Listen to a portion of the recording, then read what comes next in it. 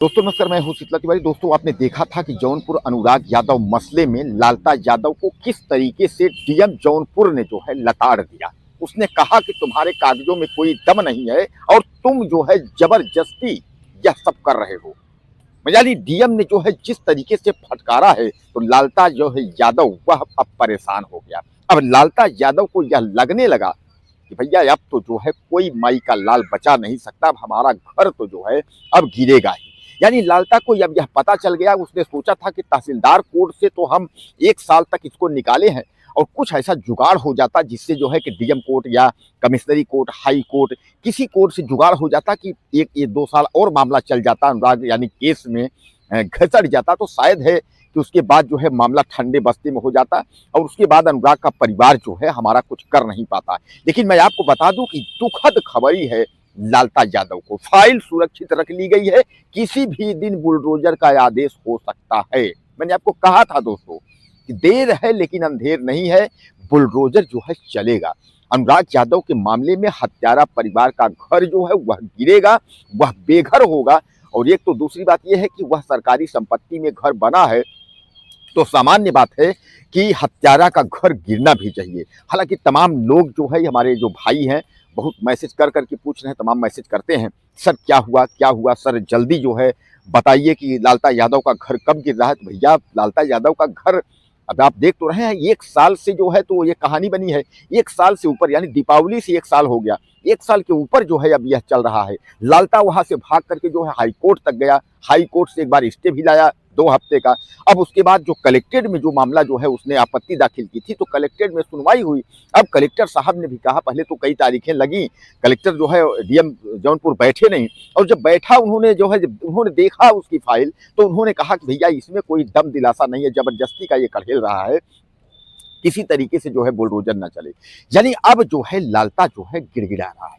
लालता को यह पता चल गया कि अब लगता है कुछ होगा नहीं, अब घर हमारा गिर जाएगा। और दोस्तों दूसरी और सबसे बड़ी खबर यह है कि उसका जो बेटा रमेश है, जो मुख्य हत्यारा है, जिसने तलवार चलाई थी गले पर, उसको भी फास्ट ट्रैक में जल्द मुकदमा जो है कंप्लीट करने के तहत, यानी वह भी फांसी पर जा सकता है, यानी उसको फांसी हो सकती है। हालांकि सजा यह भी इन लोगों को भी होगी, ये बचेंगे नहीं, लेकिन यह है कि रमेश को जो है उसको जो है फांसी होगी, क्योंकि उसी ने जो है तलवार से गला काटा था उसका, अनुराग यादव का। तो अनुराग यादव का गला काटने वाला मुख्य जो अभियुक्त है वह जेल में, वह रमेश, वह जो है बचेगा नहीं। तो लगता है कि ईश्वर का जो संदेश है वह यही है कि इसका बुलडोजर और सजा दोनों साथ ही हो, यानी एक तरफ घर पर बुलडोजर चले और एक तरफ जो है सजा सुनाई दे। और इसी दिन का जो है इंतजार अनुराग के पिता और पूरे जौनपुर वासी जो है कर रहे हैं कि जिस दिन ऐसा होगा उस दिन जो है हम लोग खुशखबरी मनाएंगे, पूरा जौनपुर झूम उठेगा खुशी से। क्योंकि एक हत्यारे परिवार को जब बेघर होना और उसके बाद जो है जौनपुर अनुराग यादव मामले में जो है न्याय मिल जाना, यानी अनुराग यादव का न्याय नहीं है, यह पूरे देश का न्याय है। जिस दिन लालता यादव को परिवार को फांसी हो जाएगी, उसका घर जो है विध्वंस हो जाएगा, बुलडोजर की कार्रवाई हो जाएगी, उस दिन जो है इस परिवार को जो है न्याय मिल जाएगा। लेकिन अभी जो है अभी देर है, लेकिन आप यह मान के चलिए कि अंधेर नहीं है।